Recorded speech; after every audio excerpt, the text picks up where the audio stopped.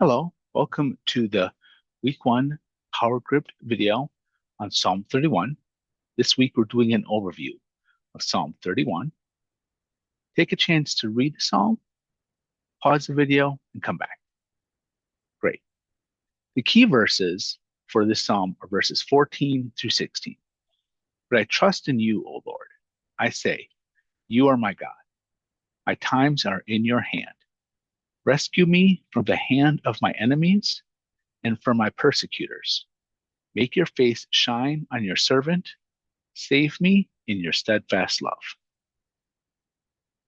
This psalm was written by David. David is pleading for deliverance from his persecutors. The persecutors are scheming against David to take his life. It is not clear if this is a specific situation or multiple experiences.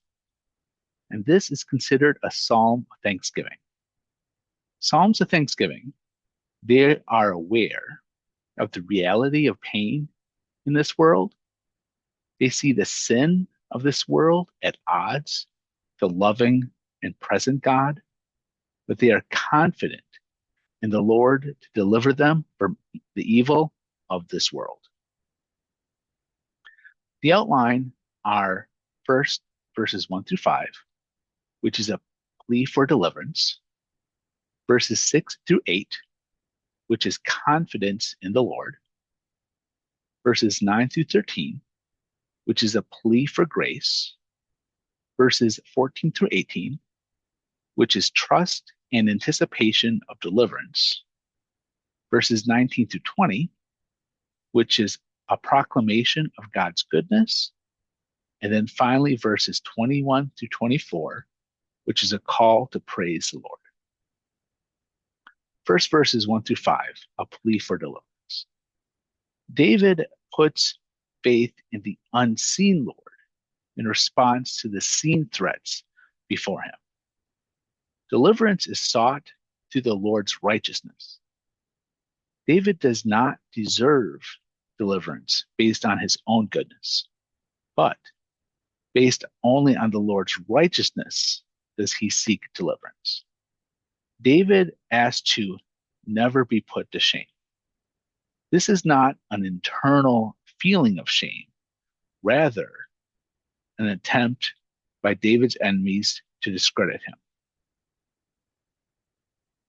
The Lord as a rock and strong fortress. The Lord is the only place of security for David's enemies. It is only when David remains within the Lord's protection can he be delivered and secure.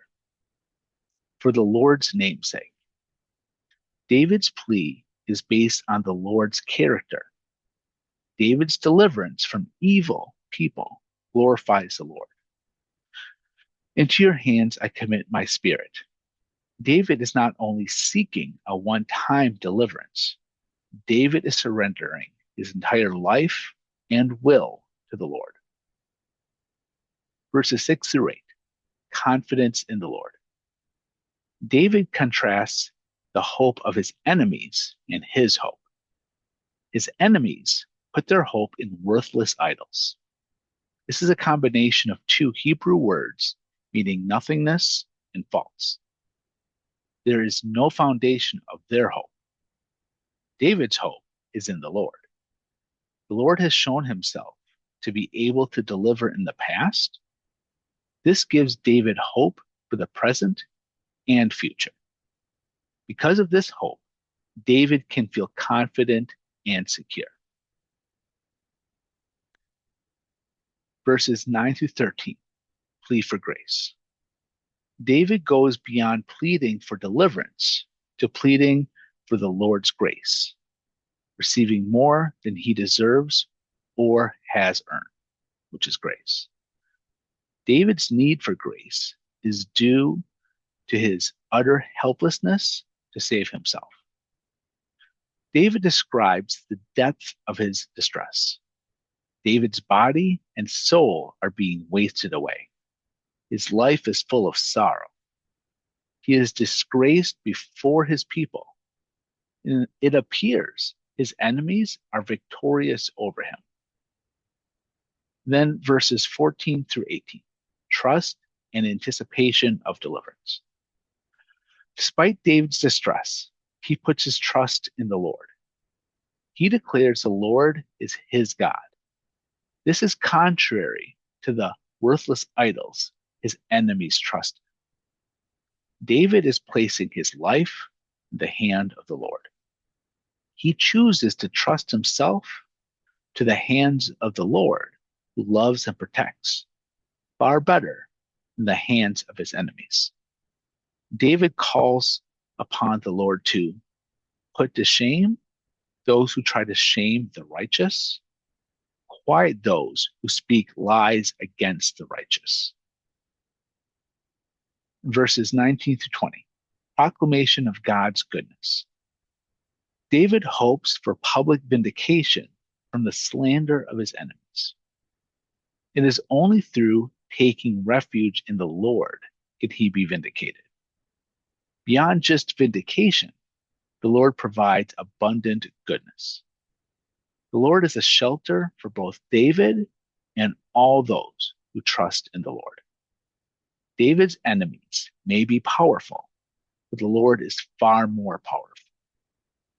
It is only under the protection of the Lord can David be safe.